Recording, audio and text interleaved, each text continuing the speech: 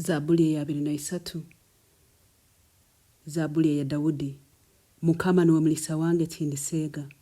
Ambyamye omwirisize ly'obunyasi obuto. Anyebembera ali amaizi agokuhumura. Angarama amani mbomezi bwange. Anterekereza mu mihanda y'okwikirira bw'ibara lye. Ego, nobundirabo mu kihange ky'ekituro eky'okufa. Tindi tina kabi kona, baitiwo linanyowe. Oruga rwawe n'omwigo gwawe bimpumuza. Otekaniriza emmeeza mu maiso g'abanyanzigwa bange. Okansesera amagita amutwe gwange, empwaho yange esaagireho. Mananukwe, embabazi n'okuganyira, birankoratiraga ebiro byona eby'obwomezi bwange. Ndaikaraga omunju ya Mukama ebiro byona. Mukama ntukusiima habwokuba oli mulisa waitu. Mukama ntukusiima habwokuba tukwesiga tutusega. Kandi ntwikiriza Mukama wange, omunsi eno y'abomezi tutujja kusega. Otwebembire Mukama. Otwetoroire nk'orukomero rw'amaani. Otujwekere ekitinisa kyawe Mukama w'abakama. Abaraturora bararora oburungi bwawe. Abaraturora baragamba ngo oli Ruhanga omwesigwa. Abaraturora baragamba ngo abesiga Mukama kabahirirwe. Yesu ntukusiima habwokuba ekiro kyehati. Weena anyakwikiriza, wakusaba esaala eno Mukama. N'omuteekaho emanyikirizo yawe yesagama Yesu. Akabi tikamuhikeho.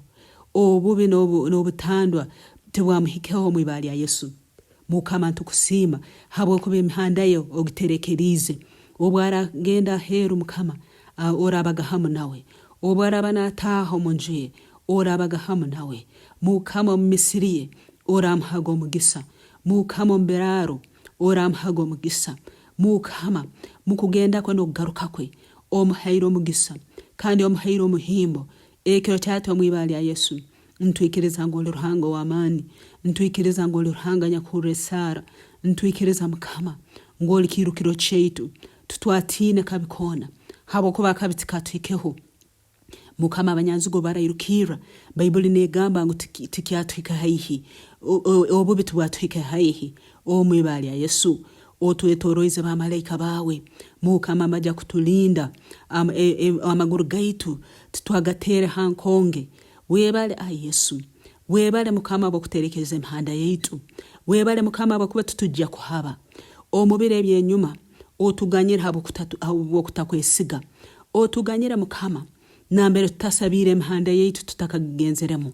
Baitu ekiro kyati Mukama emihanda yona, entegeka yona, plan zone ezitwine ntuzireta bigere byawe Yesu. Ntusaba otutegekere emihanda yaitu. Ntusaba otuhe embabazi zawe Mukama. Ntusaba otulinde n'esagama ya Yesu.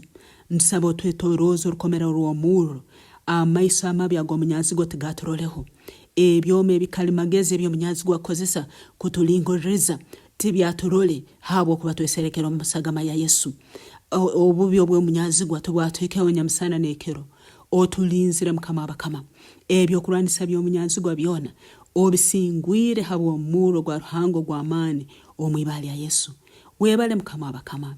Webale Yesu habwokuba niyo Ruhanga w'amaani. Niyo Ruhanga w'amahe. Oli Ruhanga omwesigwa atagira bugobya. Ibara lyawe linyumizibwe lihebwe ekitinisa. Twebembere Mukama waitu omumezi. Tuoleke emihanda iturarubatiramu. Tuoleke ebigambo ebituragamba. Twegese Yesu okurubatira amahanda yawe. Webala habw'ekiro kyati Mukama w'abakama. Webala habw'okulinda emibiri yaitu. Webala habw'okutuha embabazi okuseera amaiso gawe. Webale Mukama habw'okutuha embabazi okusoma ekigambo kyawe nyamusana n'ekiro n'okukesereka omu mitima yaitu nuko tuleke kusiisa. Webale Mukama wange otuhaire omugisa, otuhaire embabazi. Ntukusiima habwa byona ebyotukoliire. Ntukusiima habwokuba tutukuseega habwokuba niyo mulisa waitu. Ntusiima okuraba omu ibali ya Yesu Kristo Mukama waitu. Amina.